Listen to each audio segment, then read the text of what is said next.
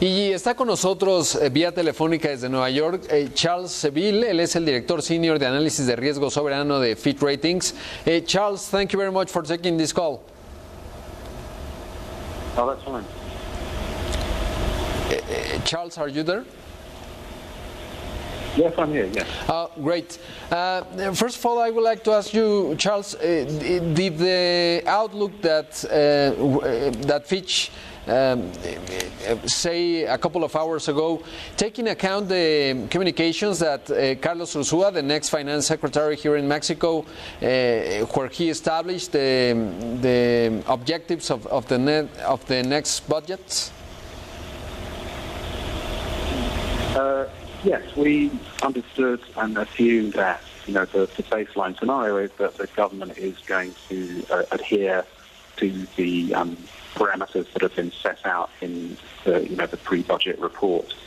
And I think our overall assumption is that the government is going to stick to the fiscal framework and also to not going to touch monetary policy. It's going to leave the central bank alone as well. So those are assumptions that we have and have seen in our rating action. Le pregunto a Charles Seville con respecto al documento que dio a conocer la comunicación de Carlos Ursúa, el próximo secretario de Hacienda, en función de los objetivos del presupuesto, y me dice que sí lo vieron, lo tomaron en cuenta, este marco fiscal del próximo año, y por supuesto es uno de los elementos. Now, what is the main elements that Fitch is seeing in Mexico that allow to put in negative outlook the investment grade? Yeah, I think first and foremost this is about sort of policy uncertainty under the incoming government. While we assume that fiscal and monetary policy doesn't necessarily change, I think there are all this around policy entry and perhaps less predictability than we've had in the past. I think when you look at some of the campaign promises and the costings, then that is they may be difficult to accommodate within the budget framework.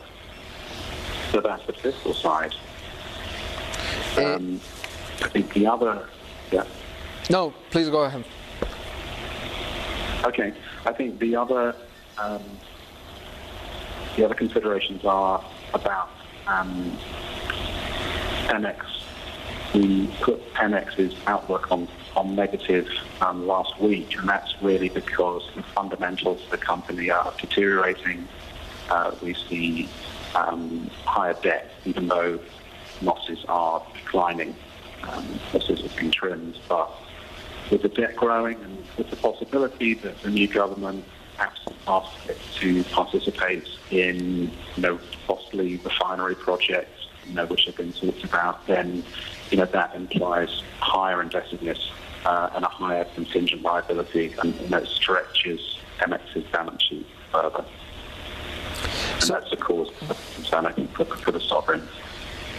Is there a time framework in order to taking the decision to downgrade the investment grade of Mexico? Will you say it's in 3-6 months?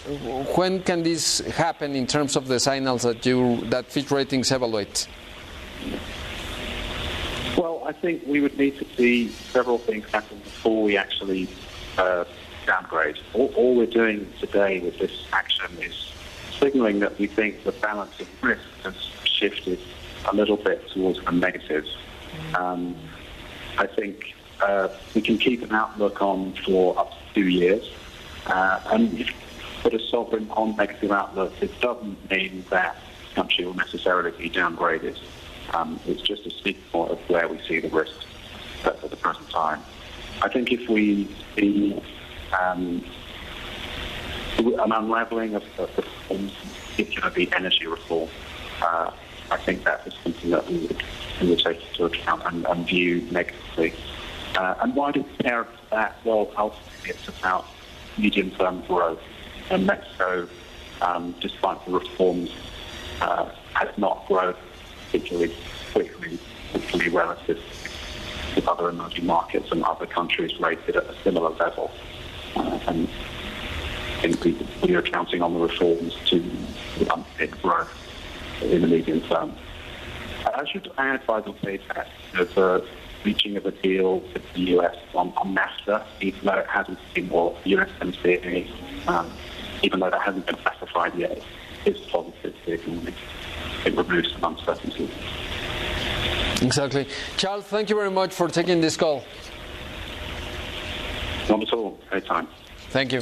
Ahí escuchamos a Charles Seville, el director senior de análisis de riesgo soberano de Fitch Ratings.